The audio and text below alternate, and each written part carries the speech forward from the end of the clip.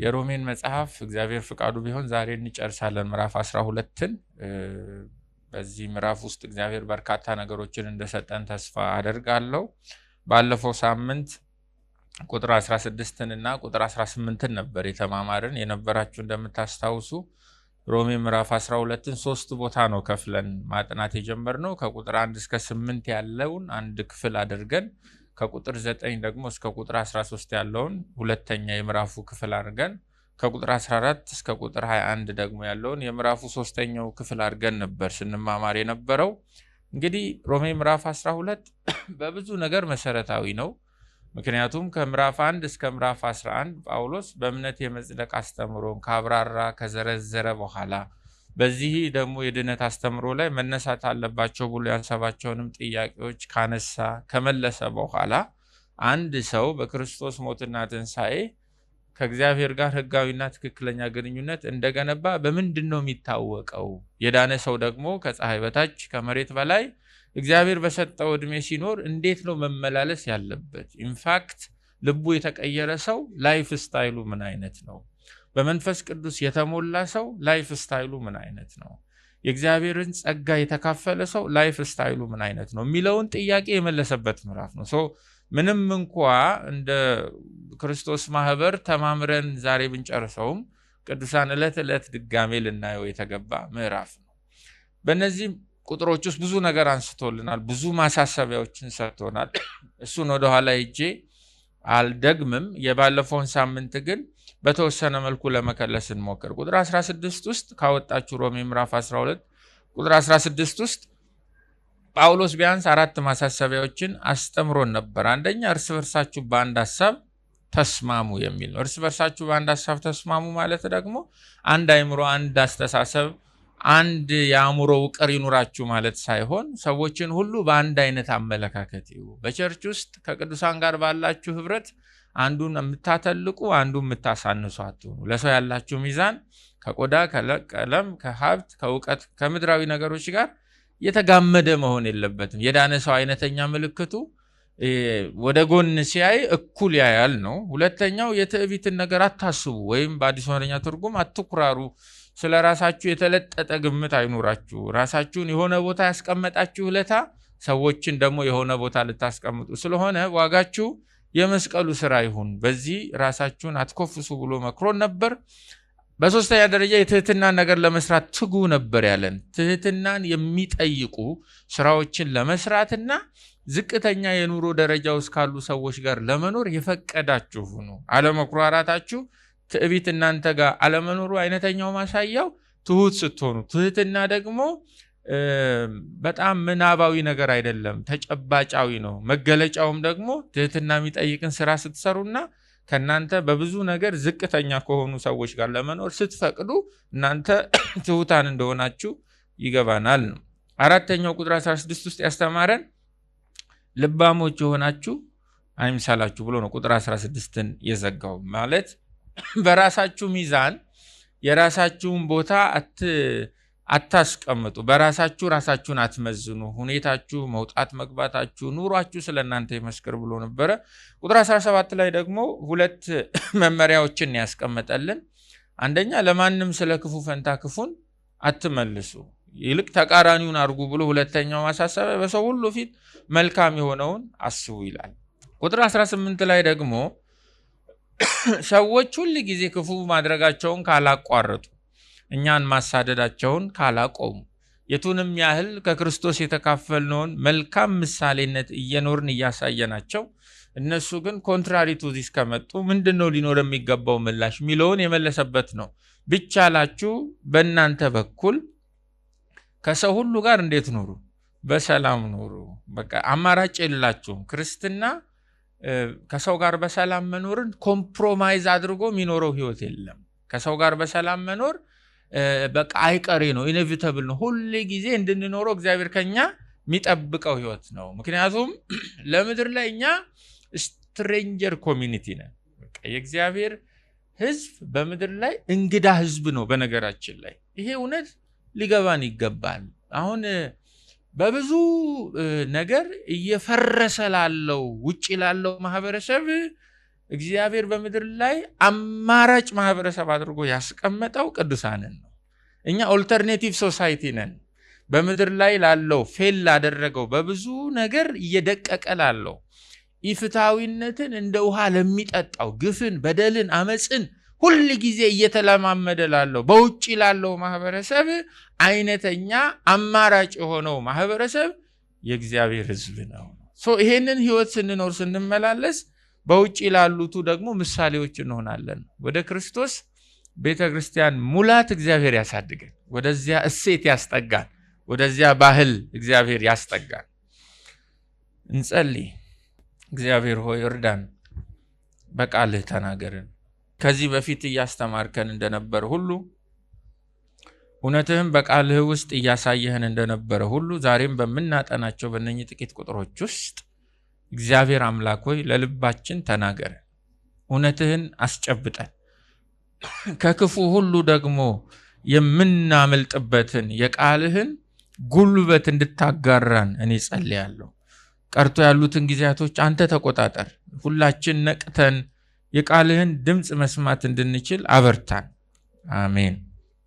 ሮሜ ምዕራፍ 12 ከቁጥር 19 ጀምሮ ያለውን ክፍል ታወጡና እሱን መሰረት አድርገን እንማማራለን። ሮሜ ምዕራፍ 12 ከቁጥር 19 እስከ 21።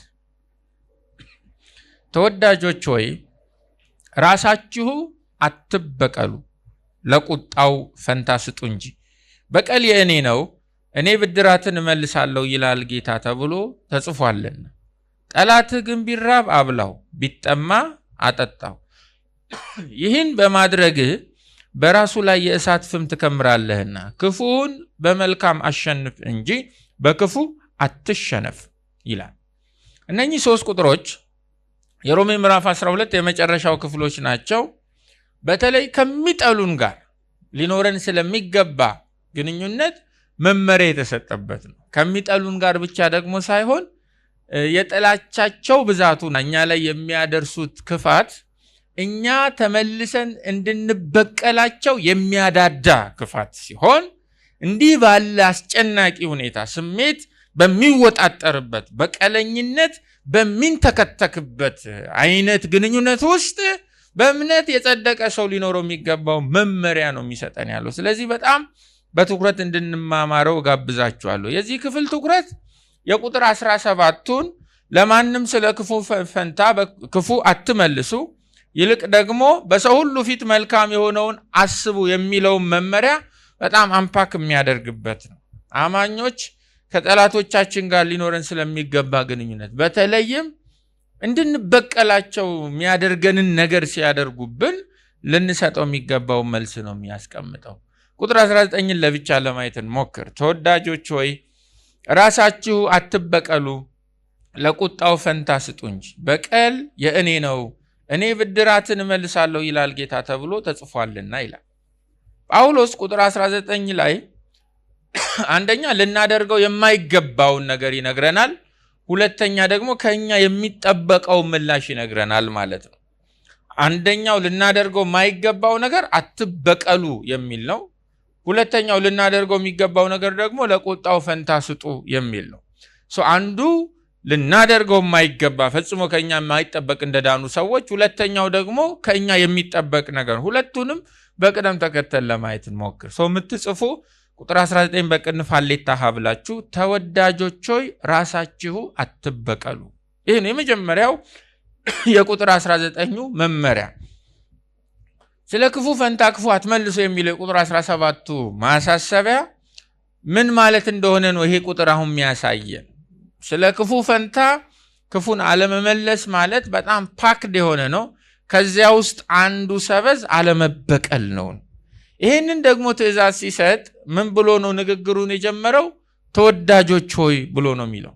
እስካሁን ያየናቸውን የምዕራፍ 12 ማሳሰቢያዎች ሲሰጥ እንዲህ ያለ ቃል አልተጠቀመም። ቁጥር 1 ላይ ብቻ ነው በእግዚአብሔር ርኅራኄ እለምናችኋለሁ ያለው። አሁን ግን ቁጥር 19 ላይ ተወዳጆች ሆይ ብሎ ነው የሚናገር ያለው።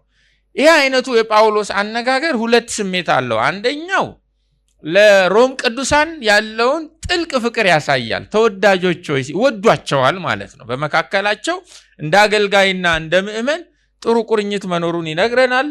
ሁለተኛውና አውዳዊ ፍቺ የሆነው ደግሞ ከቁጥር 19 ጀምሮ ምሰጣችሁ ማሳሰቢያ አትበቀሉ የሚል ነው።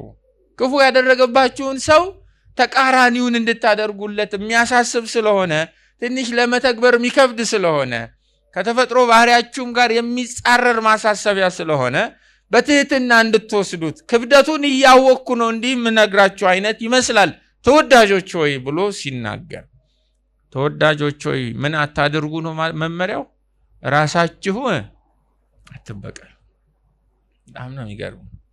ሰው ክፉ ሲያደርግብን በጣም ያልጠበቅ ነው። እኛ ንጹሖች ሆነን ሳለ ሳንበድል ባናቱ መጥቶ ክፉ ሲያደርግብን እንደው ቶሎ ወደኛ የሚመጣው ያንን ሰው መባረክ ነው መበቀል ማለት? መንገድ ላይ በሰላም እየሄዳችሁ በጥፊ ቢያላጋችሁ አንዱ ማለት የመብረቅ አይነት ምልክት ባይናችሁ እንደ ራእይ እስክታዩ ድረስ በጥፊ ቢያላጋችሁ ቶሎ ቆም ብላችሁ አረጋግታችሁ ጌታ ኢየሱስ ይባርክ፣ እግዚአብሔር ጸጋውን ያብዛል ነው የምትሉት? ወይስ ኮብሉ የታለ? ምንድነው ቶሎ የሚታየን? ተፈጥሯችን ውስጥ ቶሎ የሚመጣው የቱ? በጣም በጣም ክርስትና ባዕድ ነው። ሌላ ህይወት ነው። እንደነገሩንም አይደለም፣ እንደሰማነውም አይደለም፣ እንደገመትነውም አይመስለኝም። ኮምፕሊትሊ እኔ እግዚአብሔር አዲስ ፍጥረት ነን። አሜን። አዲስ ፍጥረት ግን የጉንጭ አልፋ አዎንታዊ አዋጅ አንተ አዲስ ነህ ምናምን አይደለም። አዲስ ፍጥረት እኔ የሚገባኝ ግጥም አድርጎ ሲመታ ጌታ ይባርክ በቃ አንተ አዲስ ፍጥረት ነህ። የመጽሐፍ ቅዱሱ መለኪያ ያ ነው እንጂ እኛ አዲስ እኮ ነን፣ እኔ እኮ የጸጋ ልጅ ነኝ ያዙኝ ልቀቁኝ አይደለም። በሱ መለየት አንችልም። አዲስ መሆኑ የሚገባን ሰፈር ውስጥ እንደ ሰው አልሆን ሲለን፣ እንደ ሰማይ ሲሆን ዋው እሱ ምንድን ነው? ይሄ አዲስ ፍጥረት ነው። ስለዚህ አዲስ ፍጥረት ሜዳ ላይ እንትን ነው፣ አውትሪች ነው። አዲስ ፍጥረት ሜዳ ላይ ቸርች ውስጥ ራሱ ብዙ መባል የለበትም አይደል? አሁን እኔ ቤቴ ሄጄ ለሚስቴ ባልሽ ነኝ እላታለሁ እንዴ? አይሆን። እቤት ውስጥ ማለት የሌለብን ነገር አለ። አዲስ ነኝ እኔ እንደዚህ ነው። እስቲ ውጪ እኔ ጌታ ይርዳል። አሜን። አዎ ክርስትናችንን ሃይዌይ ላይ ያሳየን፣ ከዚህ አዳራሽ ይውጣ። አሜን። አዎ ከባድ ነው። የኃጢአት ውድቀት ያመጣብን አንዱ ጣጣ ተበቃይነት ነው አይደለም? ተበቃይነት ደም ስራችን ውስጥ ነው ያለው። ስታምፕ ተደርጓል ማንነታችን ውስጥ። መበቀል ዲግሪው ይለያይ እንጂ ነው። ለሰው ተፈጥሮ አዲስ የሆነውና ባዕድ የሆነው እንግዳ የሆነው መበቀል ሳይሆን አለመበቀል ነው። አዲሱ ነገር አለመበቀል ነው። ማናቀው ነገር፣ ያልተለማመድነው ነገር። ተለማመዱት አሁን እየተባለን ያለው ነገር ክፉ ያለ ጠላታችንን አለመበቀል አዲስ ነው። መበቀል ግን አብሮን ያለ ነገር ነው። አብሮን የተፈጠረ ነገር ነው። ሰው ራሳችሁ አትበቀሉ ነው መመሪያው። ሲሰማ ቀላል ነው፣ ሲሰበቅ ቀላል ነው። ነገርየው ሜዳ ላይ ነው ፈተናው። ሁለት ነገሮች ይሄንን ማሳሰቢያ በጣም ከባድ ያደርጉታል። ሁለት ነገሮች፣ አንደኛ ተበቃይነት በተፈጥሯችን ውስጥ መኖሩ ይሄ ራሳችሁ አትበቀሉ የሚለው መመሪያ ከባድ ያደርገዋል። አውቶማቲኩ እኛ ጋር ዲፎልቱ እኛ ጋር ምን ማድረግ ነው? መበቀል ነው። ሲመቱን መመለስ ነው። ሲገጩን መልስ መስጠት ነው። ሲያጠቁን ተመጣጣኝ መልስ መስጠት ነው። የተፈጥሮ የስሜት መልስ ነው መበቀል። ይሄ ከባድ ያደርገዋል አትበቀሉ የሚለውን ማሳሰቢያ። ሁለተኛው ከባድ የሚያደርገው ንጹሐን ሆናችሁ እናንተ ሳታጠፉ የበደላችሁት እናንተ ሳትሆኑ ጠላታችሁ ሲሆን ክፉ ያደረገባችሁ ሰው ሲሆን ተመጣጣኝ የሆነ አጸፋዊ ምላሽ መስጠት ፍትሃዊ ነው? ይፍትሃዊ ነው? በጣም ፍትሃዊ ነው። እናንተ ንጹህ በሆናችሁበት ሰዓት ያልበደላችሁት እናንተ ናችሁ። ያ ሰው መጥቶ ነው ጠላት ሆኖባችሁ የማትወዱትን ክፉ ነገር ያደረገባችሁ። ለእንደዛ አይነቱ ክፉ ተግባር አጸፋዊ ምላሽ መስጠት በዓለማውያን ዘንድ ያለው የጋራ መግባባት ፍትሃዊ ነው። ዲዘርቭ ያደርጋል። የእጁን የሰጠኸው ይገባታል የሚለው መልስ ይሄ የትክክለኝነት ስሜትም የአትበቀሉ መመሪያን ከባድ ያደርገዋል። ትክክል እኮ ነኝ፣ እኔ እኮ ነኝ የተበደልኩት፣ እኔ እኮ ነኝ ክፉ የተሰራብኝ፣ እኔ እኮ አላጠፋው፣ ስለዚህ ብበቀል ትክክል ነው የሚል የትክክለኝነት ስሜት፣ የፍትሃዊነት ስሜት ራሳችሁ አትበቀሉ የሚለውን የጳውሎስን ሐዋርያዊ ማሳሰቢያ ለመተግበር ከባድ ያደርጉታል። ጸጋ ሚሻ ነው ክርስትና የምንለው ለዚህ ነው። ክርስትናን በገባን መልኩ ወይም ደግሞ በደረስንበት ዕውቀት ወይም ባሳለፍነውና ባካበትነው ተሞክሮ ተሞርኩዘን ልንኖረው የምንችለው ህይወት አይደለም። ክርስትናን ክርስቶስ መሰልነትን መኖር የምንችለው በጸጋው ብቻ ነው። ስለዚህ እግዚአብሔር ጸጋ ይብዛልን። አሜን። ከመመሪያው ጋር እግዚአብሔር ጸጋ ያፍስልን። አዎ ከባድ ነው። አንዱ ክርስትናን እና አስተምህሮቶቹን በምድር ላይ ካሉት ሃይማኖቶች ሁሉ የተለየ የሚያደርገው እንደዚህ ያሉ መመሪያዎቹ ናቸው።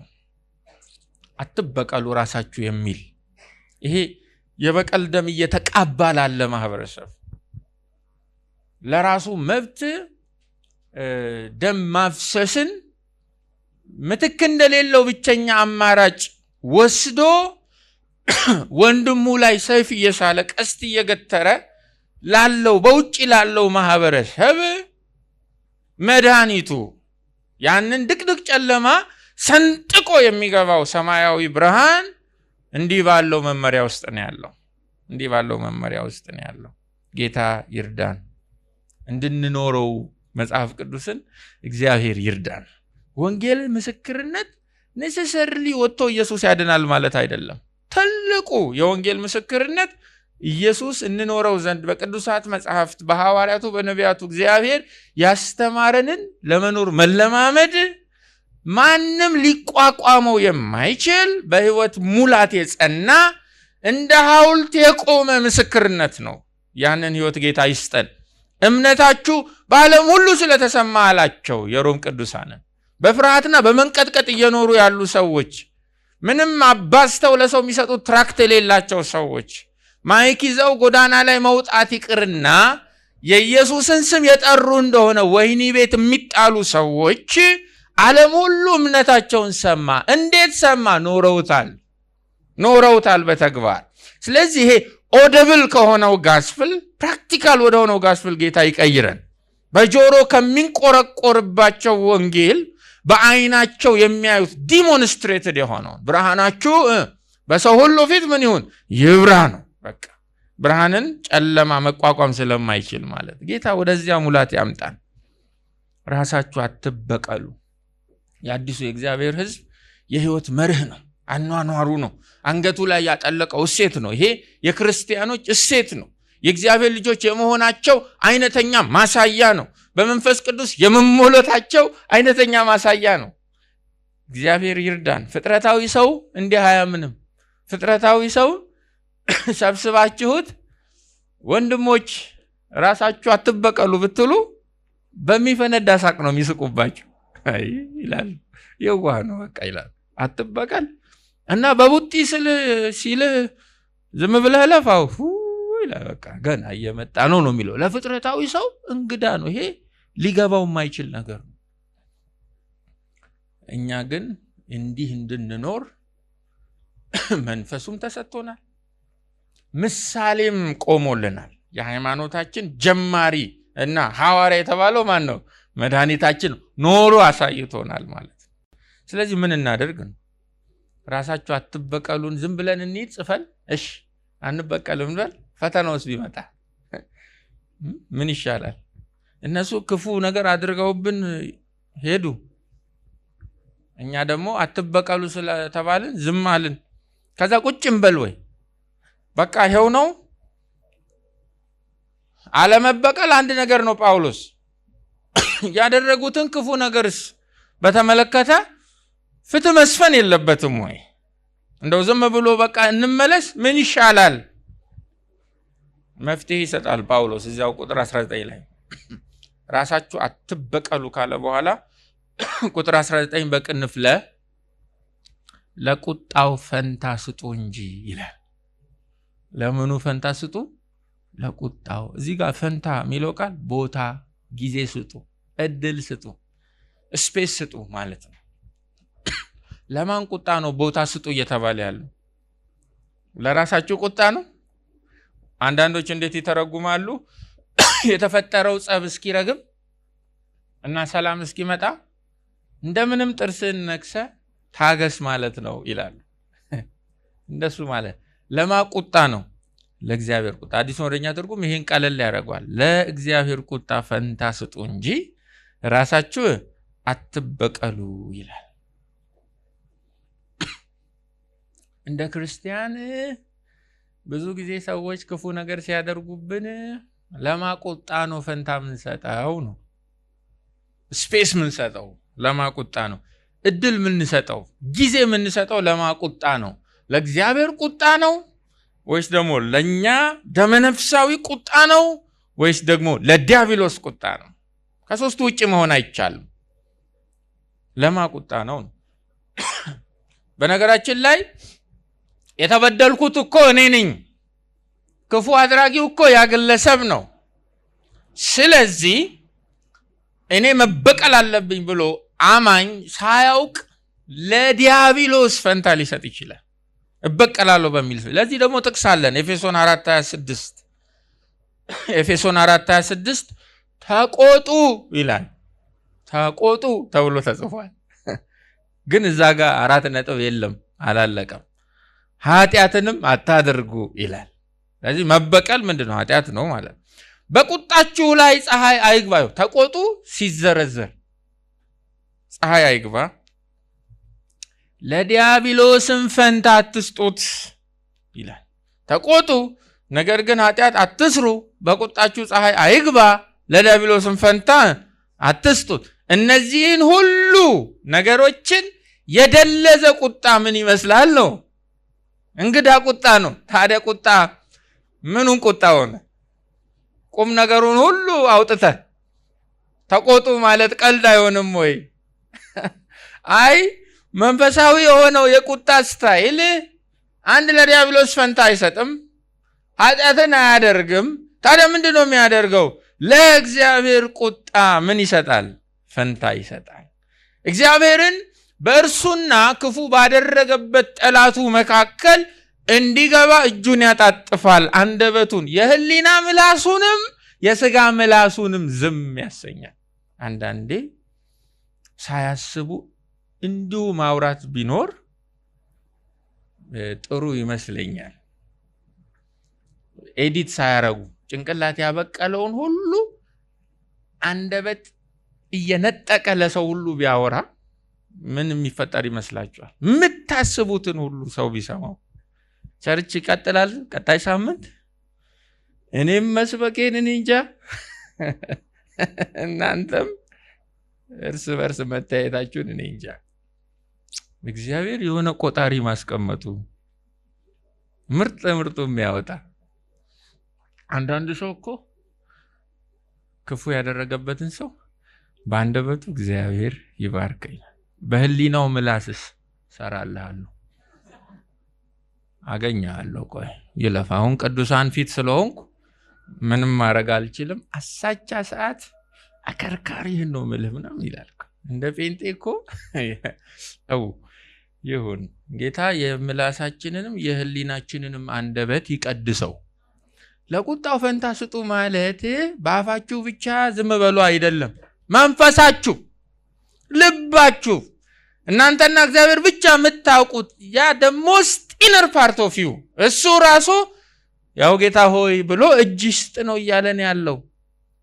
ምንም ነገር ከማድረጋችሁ በፊት ስሜታችሁን ተቆጣጠሩ። ቆም በላችሁ አሰብ አድርጉ። ወደ ምንም እርምጃ እንዳትገቡ። ለማ ፈንታ ስጡ፣ ለማ ጊዜ፣ ለማ እድል፣ ለማ አጋጣሚ ፍጠሩ። ለእግዚአብሔር ቁጣ።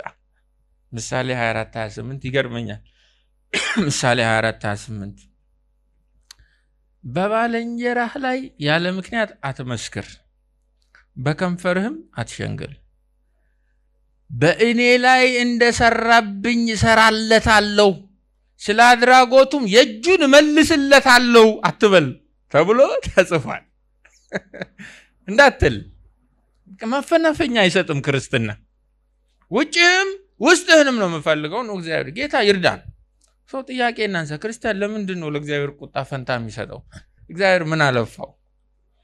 እኛው እዚሁ መላመላ እንለው እዚህ ደረጃ የተበሳጨን እኛ፣ የተቆጣን እኛ፣ ግፍ የደረሰብን እኛ።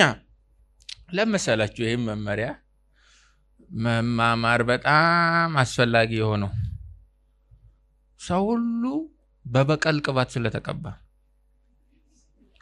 ሰው ሁሉ እዚህ ሀገር በበቀል ቅባት ተቀብቷል። ስለዚህ ራሳችሁ አትበቀሉን ከበቀል ቅባት ጋራ ማመዛዘን ምንችልበት ክፍል ይሄ ክፍል ነው እና የተቀባችሁም እናደርቅላችኋለን ዛሬ ቅባታችሁ እና ወይ ጌታ የበቀል ቅባት ስላለ ነው። ለምንድን ነው ግን? ለዚህ ነው ጥያቄውን ያስገባሁት። እንዴ ለምን ተቀብቼ መላመላ ብላችሁ በአካል እንኳን ማድረግ ባልችልም በመንፈስ በጸሎት ቢዝነሳቸው አሁን እኮ መንፈሳዊ ድግምት እኮ አለ በኢየሱስ። በቃ እኮ ድሮ እኔ ያደኩበት ከተማ በየ3 ሜትሩ ደጋሚዎች ነበሩ። አሁን እዚህ ነው ያለው። ጎረቤት ላይ የሚደግመው እዚህ ነው ያለው።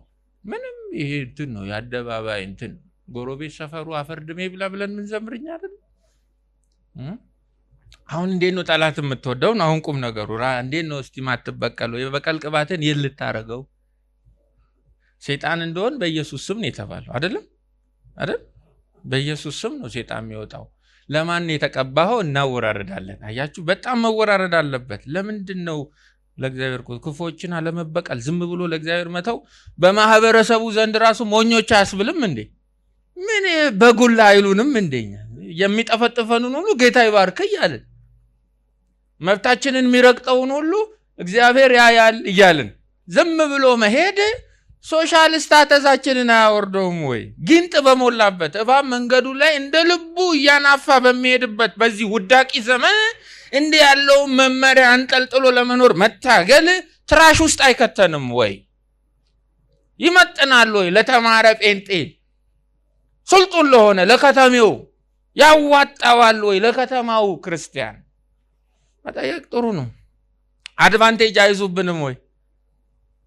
ክፉዎቻችን ጠላቶቻችን ሲበድሉን ጌታ ይባርካችሁ ማለት አድቫንቴጅ እኛ ላይ አይዙም ወይ? ለምንድን ነው ለእግዚአብሔር ቁጣ ፈንታ የምንሰጠው?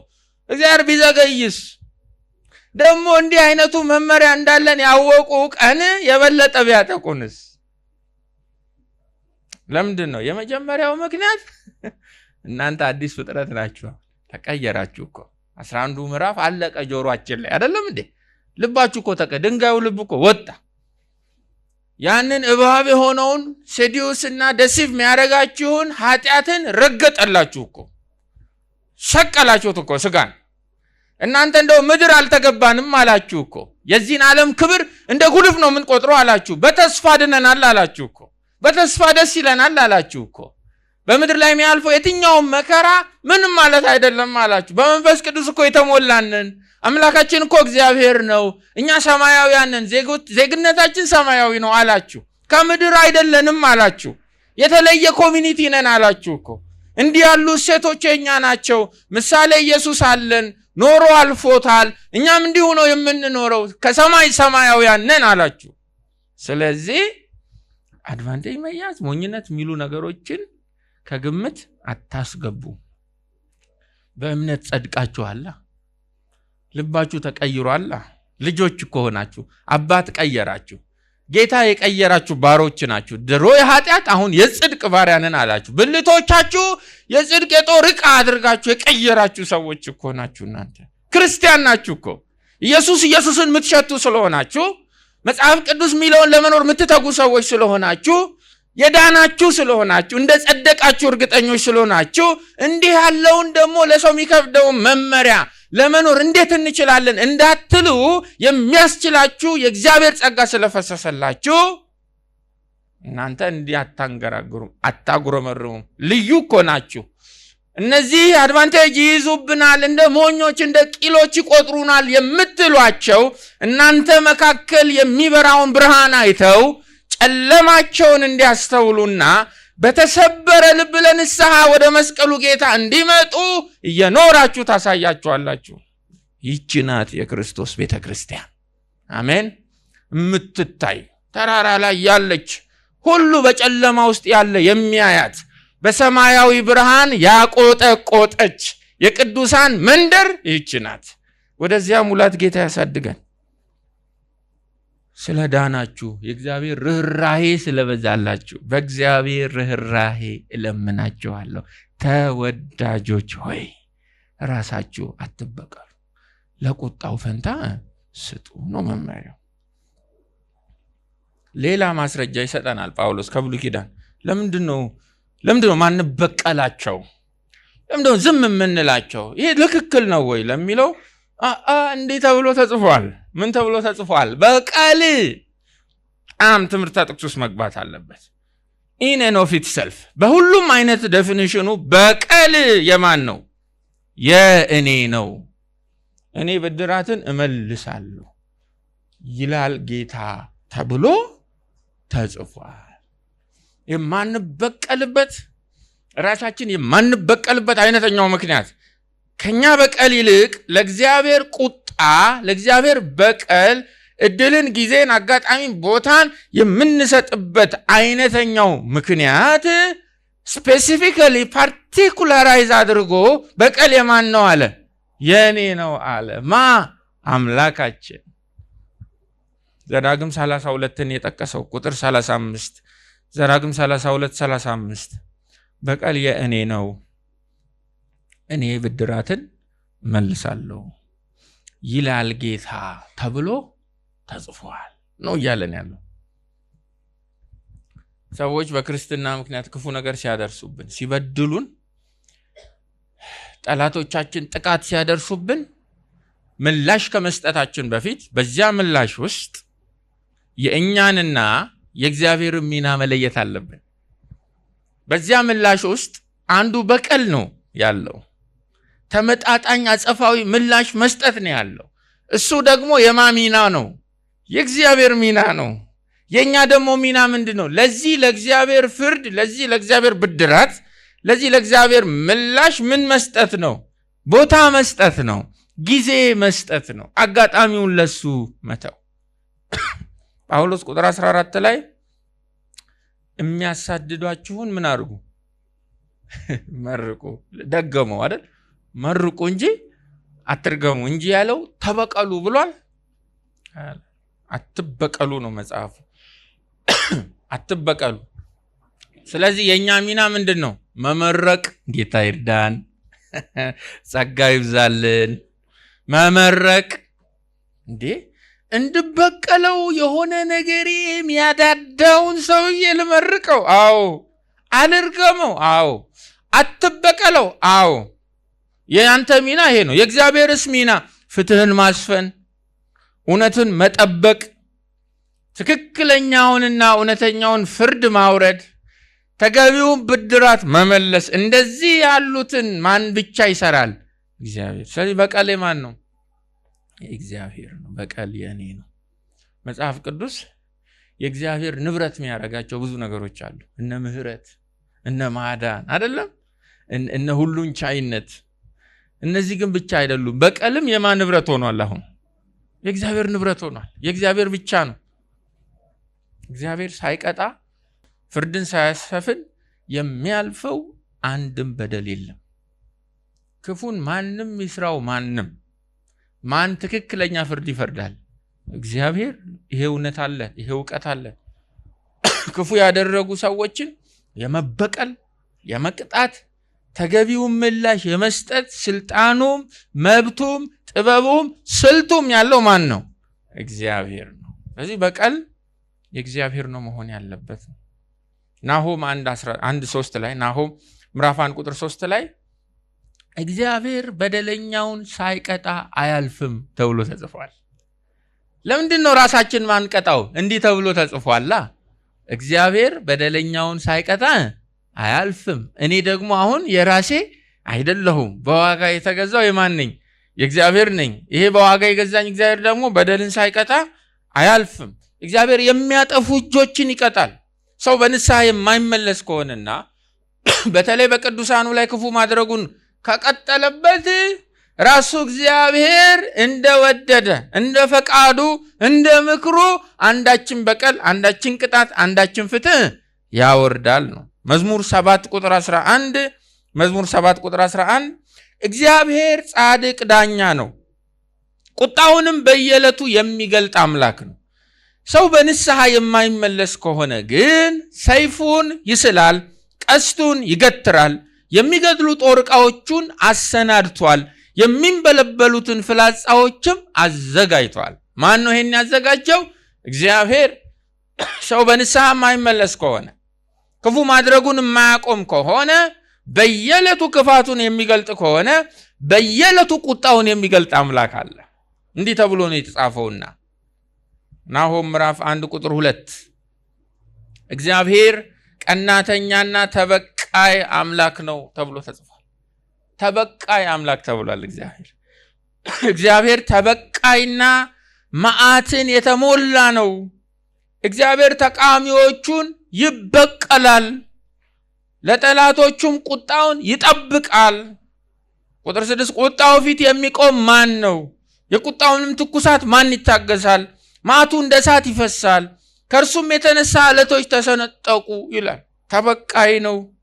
ተበቃይና መዓትን የተሞላ ነው። የሚቃወሙትን የሚበቀል ነው። እግዚአብሔር። ስለዚህ በቀል የማን ነው? የእግዚአብሔር ነው። የእግዚአብሔር ከሆነ ደግሞ ራሳችሁ ምን አታርጉ? አትበቀሉ ነው። ምናልባት ክፉ ባደረጉባችሁ ሰዎች አዝናችሁ የበቀል እቅድ ያላችሁ ሰዎች በዚህ ቃል ነፃ አውጡ። ምንም ይሁን መጠኑ ትንጥዬም በቀል ትሆን ደረጀት ያለ በቀልም ይሁን መጽሐፍ ቅዱስ አልተበደላችሁም አይልም። መጽሐፍ ቅዱስ ክፉ አልደረሰባችሁም አይልም። ፍትህ አልተነጠቃችሁም አይልም። አመፅ አልደረሰባችሁም አይልም። እነኛንም ሰዎች አላጸደቀም፣ ትክክል ናቸውም አላለም። አንድ ነገር ግን ከኛ ጠብቋል። እናንተ ልጆቼ ስለሆናችሁ፣ ስለጸደቃችሁ፣ የዳናችሁ ስለሆናችሁ በቀሉን ለኔ ተውት፣ የኔ ስለሆነ ራሳችሁን ተበቃይ አታድርጉ፣ ለእኔ ቁጣ ደግሞ ቦታና ጊዜ እድል ስጡ ነው እያለን ያለው። ምሳሌ 24:17 ጠላት ቢወድቅ ደስ አይበልህ ይላል። ደስ እንዳይለን የሚያደርግ ጸጋ ይምጣልን። እስኪ ጠላቴ ቢወድቅ እኔ ደስ አይለኝም የሚል መዝሙር ዘምሩ። አለ እንደዚህ አይነት መዝሙር? ጠላቴ ቢወድቅ እኔ ደስ አይለኝም የሚል የለም። ጠላቴ ቢራብ እኔን ይከፋኛል የሚል መዝሙርም ጌታ ይስጠን። ኢትዮጵያዊ ያልሆኑ መዝሙሮች ይስጠን ጌታ። አሜን። ጠላት ቢወድቅ ደስ አይበልህ። ጠላት ሲባል እኛ መቼም እናወራለን። እንግዲህ መቼም ስለ ሰይጣን አይደለም አይደል? አይ ስብከቶቹም ዝማሬዎቹም እኮ ሰይጣንን ነው ያልን እንደሆነ እሰየው አይደለም? እሰየው። ግን ጌታ ያውቃል። ጠላታችን የምር ሰይጣን ከሆነ እሰየው። እውነትም ስንዘምረው ጭንቅላታችን ዡ የሚለው ሰይጣን ከሆነ ጥሩ። ግን ያበሳቀን ጎረቤት ከሆነ፣ ከቤት ያፈናቀለን አከራይ ከሆነ፣ መስሪያ ቤት እሾ የሆነብን አለቃ ከሆነ ስንዘምር ጭንቅላታችን ላይ የሚቀያየረው የመዳን ቀን ዛሬ ነው። ንስሐ ግቡ መባል ያለበት ለማን ነው? እኛ ነው። ችግሩ እንዲህ አይነት ስብከትና ዝማሬዎች በምን ቬሪፋይ እናርግ? በምን እንወቅ ነው? እነማን እንዳለ ጭንቅላታችን ውስጥ ባይዘው ሰይጣንን ነው። አዎ ሰይጣንን ነው ማለት አለበት ወይ ዘማሪ? ሰይጣንን ነው። እሺ ጠላቴ ሆይ ሰይጣንን ነው እያለ ሊያስታውሰን ይገባል። ለምን? ስለምንቸገር ቶሎ ትዝ የሚሉን ሰዎች ሰይጣን ስላልሆነ። ገባ? ጌታ ይርዳን። ወይ ጉድ! በመሰናከሉም ልብ ሐሴት አያድርግ። ልባችን ጠላቶቻችን ሲሰናከሉ ሐሴት እንዳያደርግ የሚያሰለጥነው ጸጋ ይምጣብን። አይመስልህም? ይምጣብን። ሐሴት አያድርግ። አለዚያ እግዚአብሔር ይህን አይቶ ደስ አይለው፣ ቁጣውንም ከእርሱ ይመልሳል ይላል። አየቀደምክ እያለን አይደለም? ፍትህ አውራጁ አንተ ሆንክ፣ ደስ አይለውም ተብሎ ተጽፏል። ክፉ ያደረጉብንን ሰዎች ከመበቀላችን በፊት ቶሎ ቢያንስ ክርስቶስ ቢሆን ምን ያደርጋል የሚለውን ቻሌንጅ ለአእምሯችን ማሳሰብ አለብን። ንገሩኝ፣ ኢየሱስን ለመምሰል ካልሆነ ለምንድን ነው የምመጣው? እዚህ ለምንድን ነው የምንማማረው? ምን አገናኘን? ምን አሰባሰበን? እንዴ የሞቲቬሽናሊዝምን ቀረርቱ ለመስማት ከሆነ ቸርች የምንመጣው፣ ያለኝን ነገር አሲፍ እንደሌለኝ የሚነግረኝን ሰው ለመስማት ከሆነ የምንመጣው፣ ለምንድን ነው የምንሰባሰበው? ኢየሱስን ለመምሰል ካልሆነ፣ ራሳችንን ቻሌንጅ ለማድረግ ካልሆነ፣ ዳገቱን በጸጋው ለመውጣት አንድ መንፈስ ይዘን ለመለመን ካልሆነ ምን ያደርጋል ቸርች መምጣቱ? እግዚአብሔር እንዲህ ይናገረን በቃሉ። አሜን። አሁን ለጥቅማችን ይናገረን። በእኛ ውስጥ እኮ መልኩ እግዚአብሔር ከባድ የሆነን ነገር ሲያሳየን ጸጋውን ተማምኖ ነው፣ እኛን ተማምኖ አይደለም። እንደሚያስችለን ደግሞ እርግጠኛ ነው። እኔ እንዲህ መሆን ይችላል፣ ልቤ እንዲህ ተበርብሮ መቀየር ይችላል። አዎ የቃሉ ሰርጀን ይሄን ያደርጋል፣ ይለውጣል፣ ልብን ይቀይራል፣ ይሰራል። ስንመጣ እግዚአብሔር በቃሉ ግንባራችንን ሲል እንተባበረው። ጌታ ሆይ ልትለውጠኝ እንደምትናገረኝ አውቃለሁ፣ ልትሰራ እንደምትናገረኝ አውቃለሁ እና ነፍሴ ሆይ እግዚአብሔርን ዝም ብለሽ ስሚ፣ ቁጭ ብለሽ ስሚ፣ አጥንቶችም ዝም ብላችሁ ስሙ፣ ማስተዋሌ እውቀቴ ዝም ብለህ ስማ፣ የኔ ክሪቲካል ቲንኪንግ ተንበርክከ ስማ። እግዚአብሔር ያን ይቀድሰናል። አዎ ክርስቶስ ቢሆን ምን ያደርግ ነበር? ክርስቶስ ቢሆን እንደ ጴጥሮስ ሰይፍ መዞ ጆሮ አይቆርጥም አይደለም? ክርስቶስ ምን ያደርግ ነበር?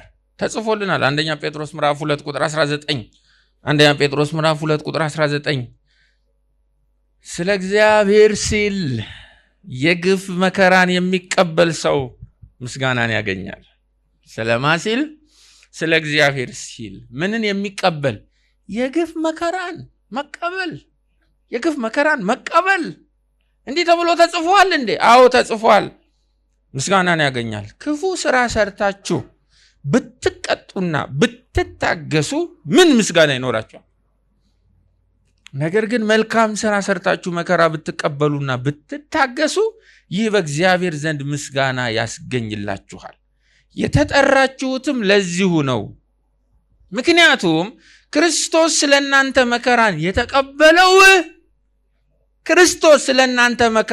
የተቀበለው የእርሱን ፈለግ እንድትከተሉ ምሳሌ ሊተውላችሁ ነው።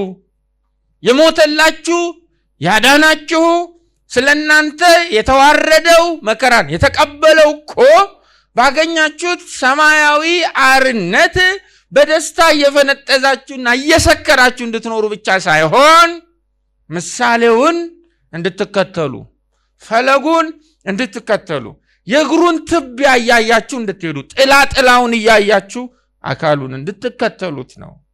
ጌታ ይርዳን። እርሱ ኃጢአት አላደረገም፣ በአፉም ተንኮል አልተገኘበትም። ሲሰድቡት መልሶ አልተሳደበም፣ መከራ ሲደርስበት አልዛተም ይላል። አየህ፣ አልዛተም። ነገር ግን በጽድቅ ለሚፈርደው ራሱን አሳልፎ ሰጠ።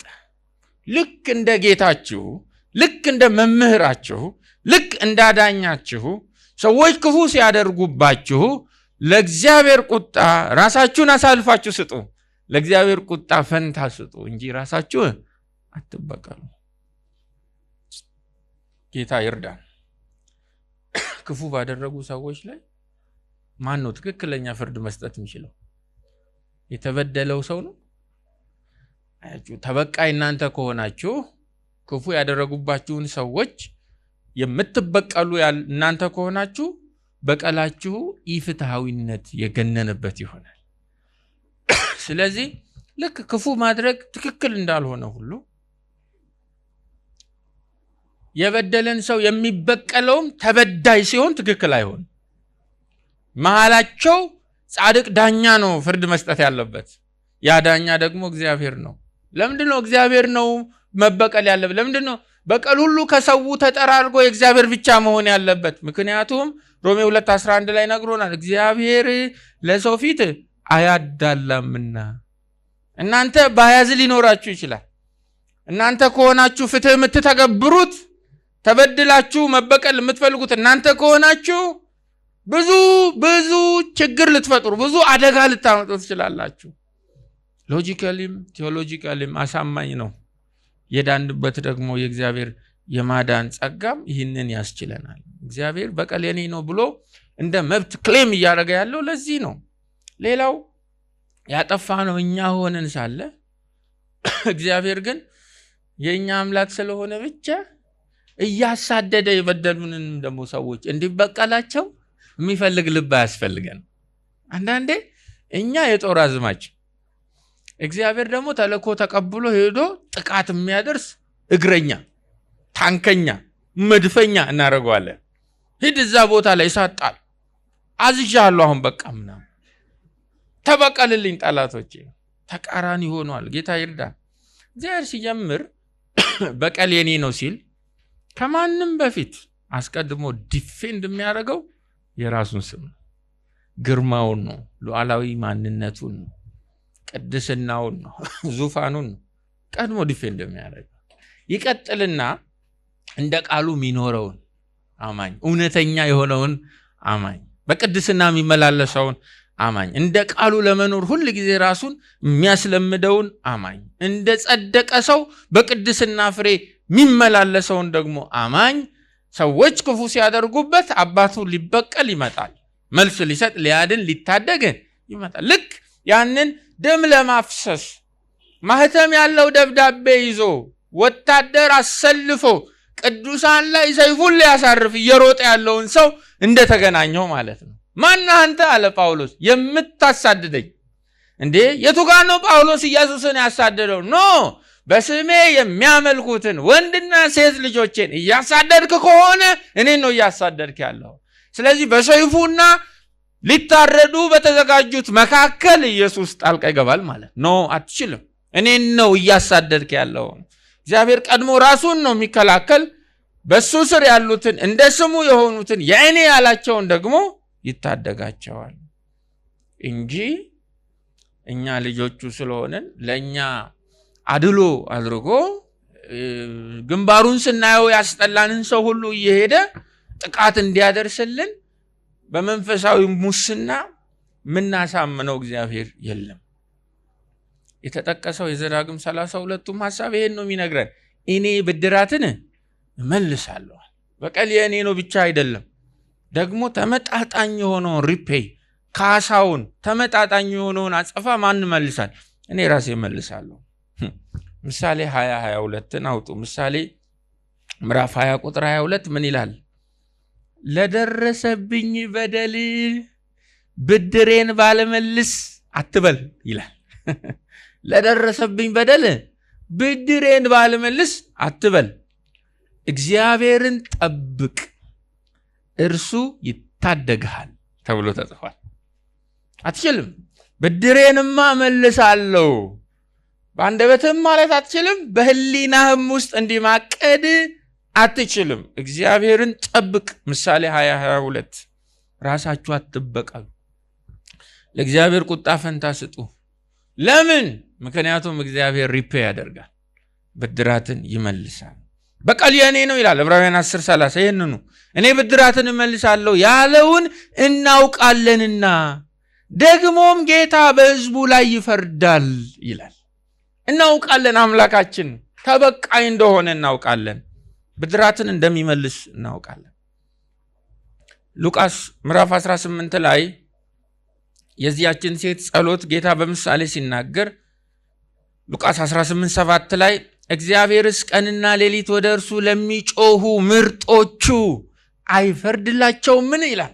ለምርጦቹ ቀንና ሌሊት ወደ እርሱ ለሚጮሁ አይፈርድላቸውምን? ከመጠን በላይ ችላ ይላቸዋልን? እላችኋለሁ ፈጥኖ ይፈርድላቸዋል ይላል። ስለዚህ በቀል የማን ነው? የእግዚአብሔር ነው። እግዚአብሔር ደግሞ ብድራትን ይመልሳል። ስለዚህ እናንተ ምን አድርጉ? አትበቀሉ፣ ይልቅ ለቁጣው ፈንታ ስጡ። እኛ አማኞች ሰው ክፉ ሲያደርግብን ናቹራሊ ከሚቆጣጠረን የበቀለኝነት ስሜት በተቻለን መጠን እየወጡ ማደግን መለማመድ አለብን። በተቻለን መጠን ትክክል ነኝ አንበል፣ የተበደልኩት እኮ እኔ ነኝ አንበል። እሱንማ ሰማይም ያውቀዋል አይደለም? ያውቀዋል። ስለዚህ በቀላለሁ፣ ፍትህን እኔ ራሴ አወርዳለሁ አትበሉ። እንዲህ አይነት ነገሮች ስትገቡ ለራሳችሁም ቦታ አትስጡ፣ ለሰዎችም ቦታ አትስጡ፣ ለዲያብሎስም ቦታ አትስጡ። ለእግዚአብሔር ብቻ ቦታ ስጡ። ቢያቅተን እንኳ ከአቅማችን በላይ እንኳ ቢሆን ለመጸለይ እዚያው እንበርከክ። ለምን መንገድ ላይ አይሆንም? ለምን ስብሰባ መሃል አይሆንም? ጆሮአችንን ደፍነን አይናችንን ጨፍነን እግዚአብሔር ሆይ እርዳኝ እንዳልሳሳት ማለት አለብን። ጌታ ይርዳን። እዚያው እያዘንን በምንሰማው በሚያደርጉት በሚያወሩት ነገር ልባችን እንኳን እየደማ ሲሆን በዚያ ቅጽበት ጌታ ሆይ እርዳኝ፣ ልጅህ ስለሆንኩ እርዳኝ፣ እያቃተኝ ነው እርዳኝ፣ እያዘንኩባቸው ነው ማለት አለብን። እግዚአብሔር ደግሞ ይረዳናል። እግዚአብሔር ደግሞ ጸጋውን ያበዛልናል። እንዳቃተን አይቶ ብርታት ይሰጠናል፣ ቶሎ ይረዳናል ማለት ነው። አዎ በጣም ቁጥር 19 ማሰሪያ ያደርገናል። ተወዳጆች ሆይ ያለው ለዚህ ነው። አይኖ ይሄ ከባድ ታፍ ነው፣ ግን ወዳጆቼ ሆይ ተወዳጆች ሆይ ይሄ ታፍ ነው፣ ግን ራሳችሁ አትበቀሉ፣ እግዚአብሔር ይበቀልላችሁ ነው እያለ ያለው። እግዚአብሔር እንዲቆጣ ከፈለገ እንዲቆጣ ለሱ ስፍራ ስጡ። ወደ ቁጥር 20 እንሂድ፣ ወደ ከባዱ መበቀል። ምን አለ ጳውሎስ ቁጥር 20 ላይ? ጠላት ግን ቢራብ አብላው፣ ቢጠማ አጠጣው። አዲስ ወንኛ ትርጉም ይልቁንስ ይላል። አትበቀሉ ካለ በኋላ ይልቅ ማድረግ ያለባችሁ ልንገራችሁ። ሲርባቸው ምን አሩ? አብሉ፣ ሲጠማቸው አጠጡ። ይህም በማድረግ በራሱ ላይ የእሳት ፍም ትከምራለህ ይላል። ከባድ ነው።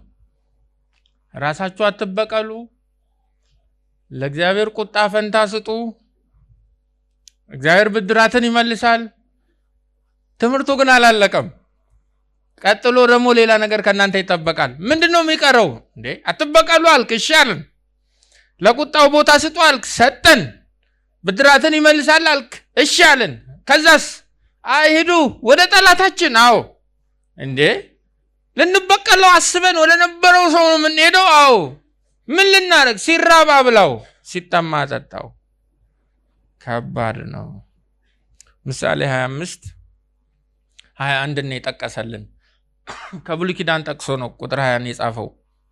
ምሳሌ ምዕራፍ 25 ቁጥር 21 ጠላት ቢራብ አብላው፣ ቢጠማም ውሃ አጠጣው። ይህም በማድረግ በራሱ ላይ ፍም ትከምራለህ፣ እግዚአብሔርም ዋጋህን ይከፍልሃል ይላል። በጣም ነው የሚገርመው።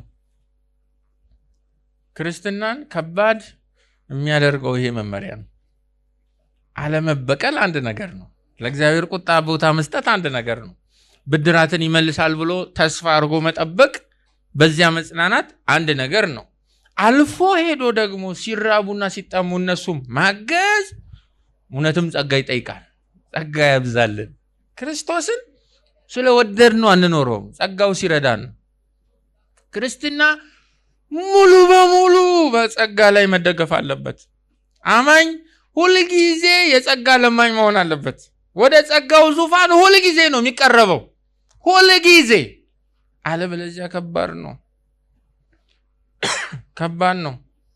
እንደ አማኝ ጠላታችን የሆነን ሰው ማብላትና ማጠጣት ከጠላታችን ጋር ባለ ግንኙነት ምን ፋይዳ ቢኖረው ነው እንዲህ አይነት መመሪያ የሚሰጠን ብለን መጠየቅ እንችላለን። ጥቅሙ ምን ቢሆን ነው?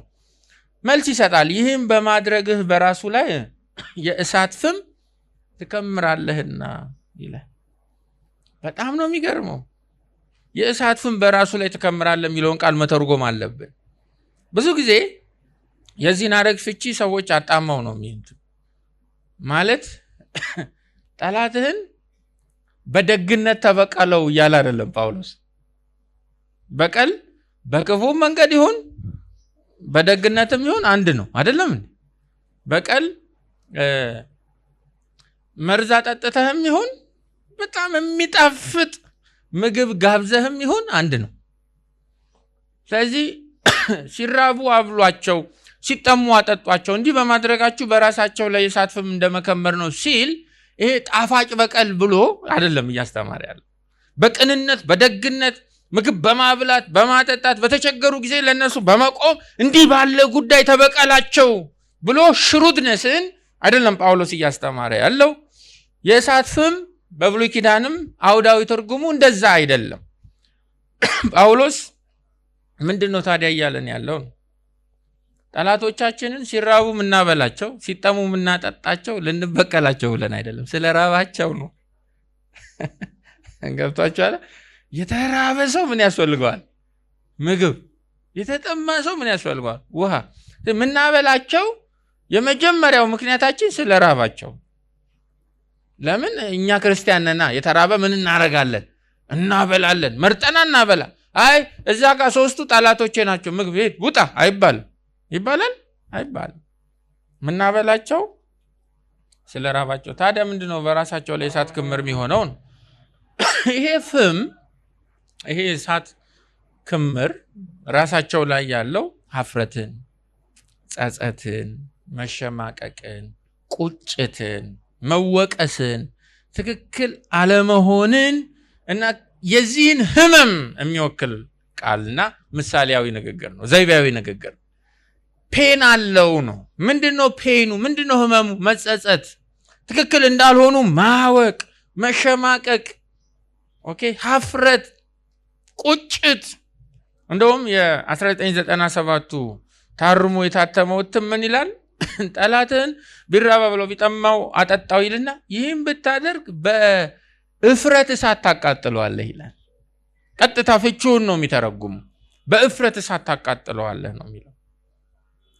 ለምን? ይህን ስታደርግ ቆም ብሎ ያደረገውን እንዲያጤን፣ ራሱን እንዲታዘብ፣ እንዲመረምር እድል እንሰጠዋለን ማለት። የሰራው ስራ ትክክል እንዳልሆነ ሲገባው ለንስሐ ልቡ ሊነቃቃ ይችላል። ምህረትን እኛንም እግዚአብሔርንም ሊጠይቅ ሊፈቅድ ይችላል። ህሊናቸው ሊቀሰቀስ ይችላል። የጥፋተኝነት ስሜት ተሰምቷቸው ወደ ለውጥ ሊያመሩ ይችላሉ።